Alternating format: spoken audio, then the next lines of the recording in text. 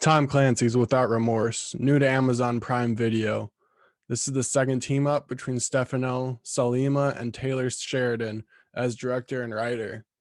Also credited on the film as a writer is Will Staples. I've been a huge fan of Taylor Sheridan. He has written some of the best action movies in the past 6 years, I believe, with Sicario, Hell or High Water, and Wind River. At this point, I'm going to watch pretty much anything he creates. I cannot wait to see Those Who Wish Me Dead soon on HBO Max. I'm sure I'll do a review for that movie once it's released as well. But back to Without Remorse. The film stars Michael B. Jordan as John Kelly in the main role, but also starring in this film is Jamie Bell, Jodie Turner-Smith, Luke Mitchell, Brent Gelman, and Guy Pearce. This is a straight up action revenge movie mixed in with some political diplomacy. John Kelly is after the men responsible for the death of his wife and unborn daughter as they were targeted by the Russian mob.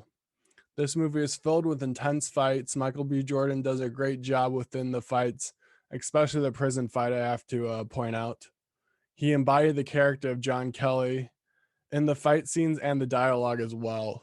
All the fight scenes in the movie seem realistic. They were not polished or smoothed off, didn't seem choreographed.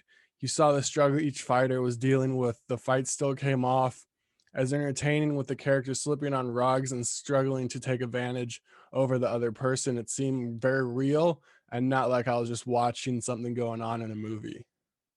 The movie felt a lot like a video game at times. Will Staples is known for his work as the writer of Call of Duty Modern Warfare 3. And this movie really felt like the campaign mode in these first shooter video games, with John Kelly going around killing the bad guys. Then a so-called cutscene would happen with talking until we would put right back into the action with another gun or fist fight. I quite enjoyed the movie being this way, and as I knew what to expect in the next scene, it reminded me a lot of Uncharted too, with dialogue and so much cutscenes and just the development of the story throughout.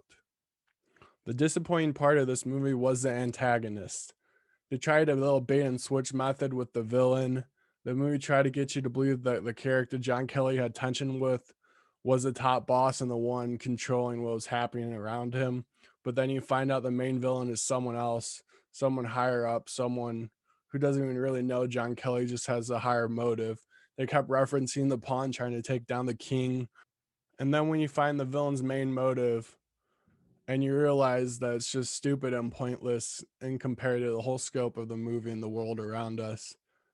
This movie is meant to set up a franchise centered around John Kelly, and I do think it succeeds that in the starting this franchise.